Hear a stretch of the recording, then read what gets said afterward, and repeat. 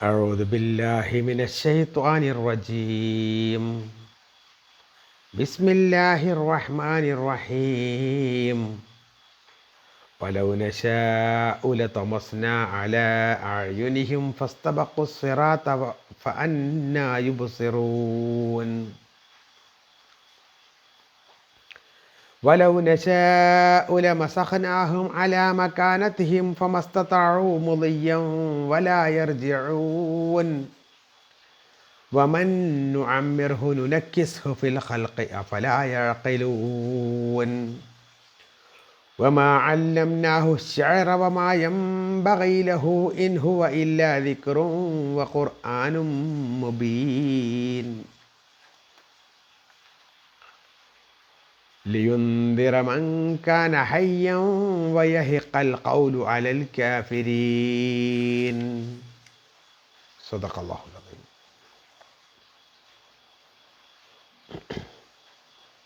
പ്രിയപ്പെട്ടവരെ, സൂറത്ത് യാസീൻ്റെ 66 മുതൽ 70 കൂടി 5 ആയത്തുകളാണ് ഓതി വെച്ചത്.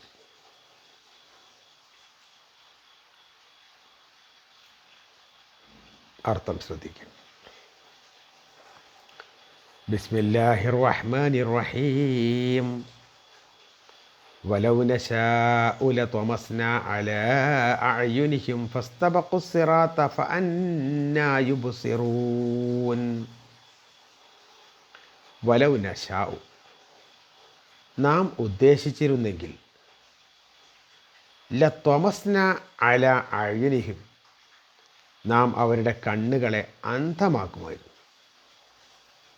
നാം ഉദ്ദേശിച്ചിരുന്നുവെങ്കിൽ അവരുടെ കണ്ണുകളെ നാം അന്ധമാക്കുമായിരുന്നു. ഫസ്തബഖു സിറാത്ത, അങ്ങനെ അവർ വഴിയിൽ മുന്നേറുകയാണെങ്കിൽ, ഫസ്തബഖു, അവർ മുന്നേറുകയാണെങ്കിൽ, അസ്സിറാത്ത, വഴിയിൽ, ഫഅന്നാ യുബ്സിറൂൻ, അപ്പോൾ എങ്ങനെയാണ് അവർക്ക് കാണാൻ കഴിയുക? അപ്പോൾ എങ്ങനെയാണ് അവർക്ക് കാണാൻ കഴിയുക? വലൗ നശാഉ ലമസഖനാഹും അലാ മകാനതിഹിം, വലൗ നശാഉ, നാം ഉദ്ദേശിച്ചിരുന്നുവെങ്കിൽ, ലമസഖനാഹും, അവരെ നാം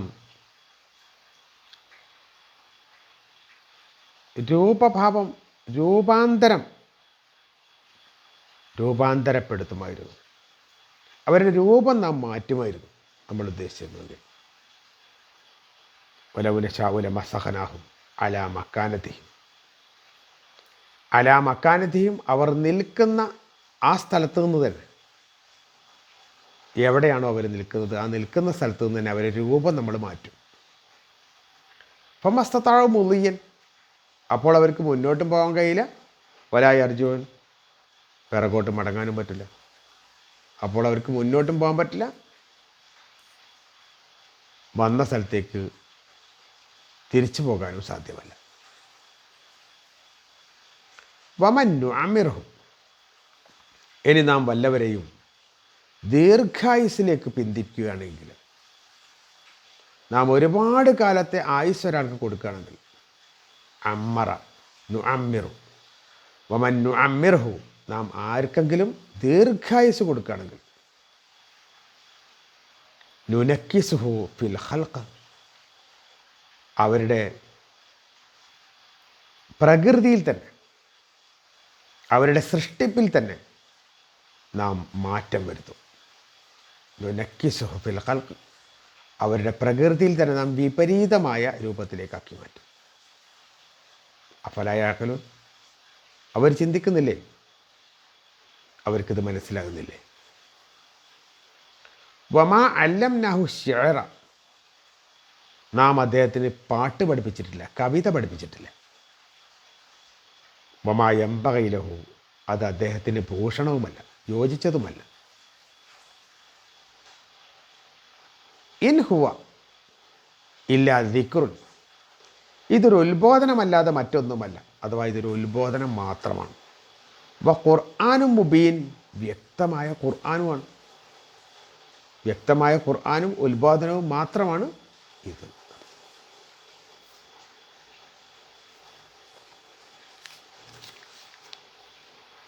ലിയുന്തിറ, മുന്നറിയിപ്പ് നൽകുവാൻ വേണ്ടിയാണ് ഇതിറക്കിയിട്ടുള്ളത്. മൻകാന ഹയ്യൻ, ജീവനുള്ളവർക്ക് താക്കീത് നൽകാൻ വേണ്ടി, മുന്നറിയിപ്പ് നൽകാൻ വേണ്ടിയിട്ടാണ് ഇതിറക്കിയിട്ടുള്ളത്. വയഹക്കൽ ഖൗലു, വാക്ക് സത്യമായി പുലരാനും വേണ്ടിയിട്ടാണ്. അലൽ കാഫിരീൻ, സത്യനിഷേധികൾക്ക് എതിരിൽ, സത്യനിഷേധികൾക്ക് മേൽ.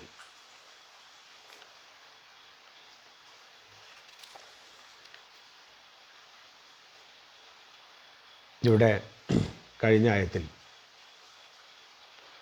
സത്യനിഷേധികളായ ആളുകൾ പരലോകത്തെത്തുമ്പോൾ അവരുടെ വായ മൂടിക്കെട്ടുമെന്നും അവരുടെ കൈകൾ ചെയ്തതൊക്കെ പറയുമെന്നും കാലുകൾ സാക്ഷ്യം പറയുമെന്നുമെല്ലാം ബോധ്യപ്പെടുത്തുകയുണ്ടായി. ഇവിടെ മറ്റൊരു വിഷയമാണ് അള്ളാഹു മനസ്സിലാക്കി തരുന്നത്.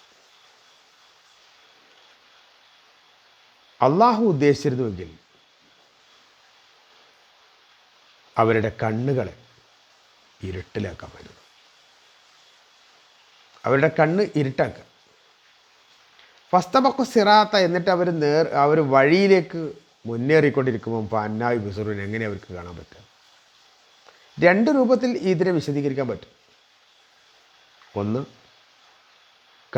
പെട്ടെന്ന് അല്ലാഹു കണ്ണ് കാണാതാക്കുക, ഭൗതിക അർത്ഥത്തിലുള്ള അന്ധത വരുത്തുക. നടന്നുകൊണ്ടിരിക്കുന്ന ആൾ പെട്ടെന്ന് കണ്ണ് കാണാതെന്ന് വെച്ചാൽ എന്താ സ്ഥിതി? മുന്നോട്ട് പോകാൻ കഴിയില്ല. രണ്ടാമതെന്ന് പറഞ്ഞാൽ ആത്മീയമായ ചൈതന്യം, മനസ്സിനുള്ളിലുള്ള ജീവൻ, ആ ഉൾക്കാഴ്ച, അത് അള്ളാഹു ഒരാളുടേത് പെട്ടെന്ന് ഇല്ലാതെയാക്കി കഴിഞ്ഞാൽ അയാൾക്ക് പിന്നെ ഒന്നും ഗ്രഹിക്കാൻ പറ്റില്ല. അയാൾക്ക് നേർവഴി കണ്ടെത്താൻ പറ്റില്ല, സത്യമാർഗം കണ്ടെത്താൻ പറ്റില്ല. അപ്പോൾ ഈ രണ്ട് രൂപത്തിലും ഈ ആയത്തിനെ വിശദീകരിക്കാവുന്നതാണ്. വലൗ നശാഉ, നാം ഉദ്ദേശിച്ചാൽ ലമസഖനാഹും അലാ മക്കാനതി, അവർ നിൽക്കുന്ന സ്ഥലത്ത് തന്നെ അവരെ രൂപം മാറ്റാൻ പറ്റും. നിൽക്കുന്ന സ്ഥലത്ത് തന്നെ ഒരു മനുഷ്യനെ രൂപം മാറ്റും. അത് ഏത് നിലക്കുമാവാം. ബുദ്ധിയുടെ വിവേചന അധികാരം ഇല്ലാതാക്കുകയാണെങ്കിൽ അങ്ങനെയാക്കാം. അതേപോലെ തന്നെ ഇടത്തോട്ടും വലത്തോട്ടും ഒന്നും ചലിക്കാൻ പറ്റാത്ത രൂപത്തിൽ നിന്ന സ്ഥലത്ത് തന്നെ അവനെ രൂപം മാറ്റി വേറെ എന്തെങ്കിലും രൂപത്തിലാക്കി മാറ്റാം. കാരണം ഇതൊക്കെ എന്ന് പറഞ്ഞാൽ അള്ളാഹു സുബ്ഹാനഹു വ തആലയാണ് നമുക്ക് ഈ ആകൃതിയും ഈ രൂപമൊക്കെ തന്നത്. ആ അള്ളാഹുവിന് വേണമെന്ന് വിചാരിച്ചാൽ നിൽക്കുന്ന സ്ഥാനത്ത് തന്നെ നമ്മളെ വേറൊരു രൂപത്തിലാക്കി മാറ്റാൻ കഴിയും. വലൗ നശാഉ ലമസഖനാഹും അലാ മക്കാനതി, അങ്ങനെ മാറ്റിയാൽ എന്താ സ്ഥിതി? മുന്നോട്ടും പോകാൻ കഴിയില്ല, പിന്നോട്ടും പോകാൻ കഴിയില്ല, ഇടത്തോട്ടും പോകാൻ കഴിയില്ല, വലത്തോട്ടും പോകാൻ കഴിയില്ല.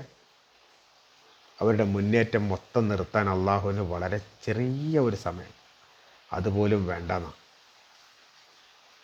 നമ്മൾ അങ്ങനെ നിഗളിച്ച് നടക്കുക എന്നുള്ളതല്ലാതെ വലിയ വലിയ അവസ്ഥകളും കാര്യങ്ങളും പറയാമെന്നല്ലാതെ നമ്മളുടെ ഈ രൂപം ഇതന്നെ അള്ളാഹു തന്നതല്ലേ, അള്ളാഹ്ക്ക് വേണേൽ പെട്ടെന്നത് മാറ്റിക്കൂടെ?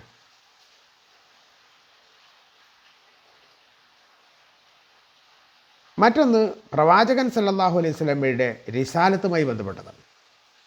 അല്ലംനഹുശ്യാർ, നബി സല്ലല്ലാഹു അലൈഹി വസല്ലമ ഖുർആൻ പാരായണം ചെയ്യുമ്പം മക്കയിലെ ഖുറൈശികൾ അദ്ദേഹത്തെ പറ്റി പറയും, അദ്ദേഹം ഒരു കവിയാണ്, കവിതയാണ് ചൊല്ലുന്നത്.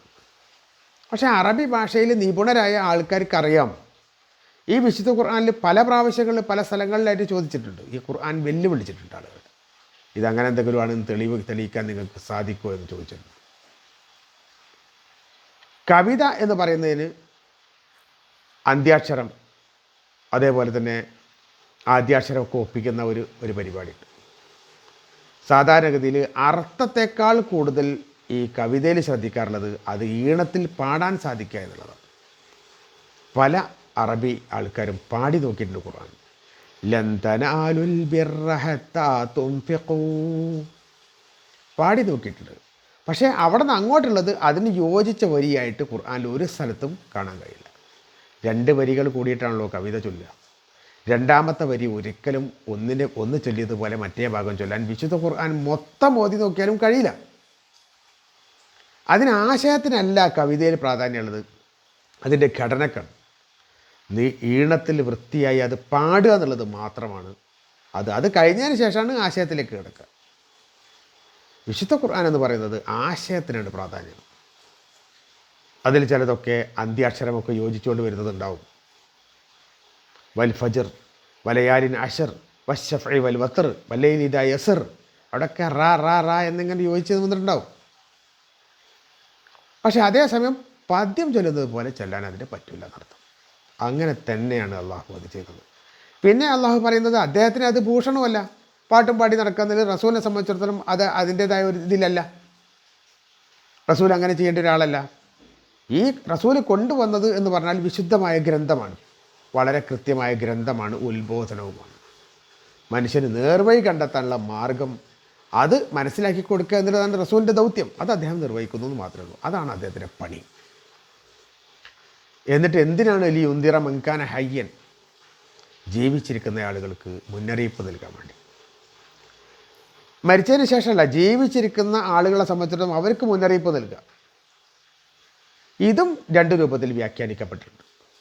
ഒന്ന്, നമ്മളെ സാധാരണയുള്ള ജീവിതം, ജീവിക്കുന്ന ആൾക്കാർക്ക് വേണ്ട ഉത്ബോധനങ്ങൾ അള്ളാഹു സുബ്ഹാനഹു വ തആല പറഞ്ഞു കൊടുക്കുക. മറ്റൊന്ന്, ഹൃദയം മരിച്ചിട്ടില്ലാത്ത ആൾക്കാർ, എന്ത് പറഞ്ഞാലും അങ്ങോട്ട് ദഹിക്കാത്ത ആൾക്കാരോട് ഖുർആൻ ഓതി കൊടുത്തിട്ട് ഒരു കാര്യമില്ല. അപ്പോൾ ഖുർആൻ എന്ന് പറയുന്നത് ഒന്ന് ജീവനുള്ള ആളുകൾക്ക് മരിക്കുന്നതിന് മുമ്പുള്ള അവസ്ഥയിൽ ഖുർആൻ പാരായണം ചെയ്യുക, ഖുർആൻ പഠിപ്പിച്ചു കൊടുക്കുക എന്നുള്ള സംഗതി.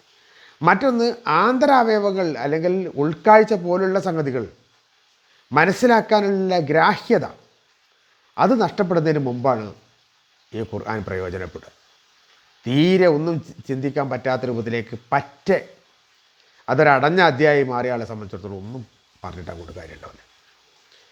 മാത്രമല്ല, വയഹിക്കൽ കൗലു അല്ലിൽ കാഫിരീൻ, കാഫിറുകളുടെ മേൽ ശിക്ഷയുടെ വാക്ക് സത്യമായി പുലരാനാണ് അർത്ഥമെങ്കിലും ശിക്ഷയുടെ വാക്ക്, അവർക്ക് ശിക്ഷ ലഭിക്കുക തന്നെ ചെയ്യും എന്ന ആ വാക്ക് സത്യമായി പുലരുകയും ഈ വിശുദ്ധ ഖുർആൻ്റെ ആവശ്യകത തന്നെയാണ്.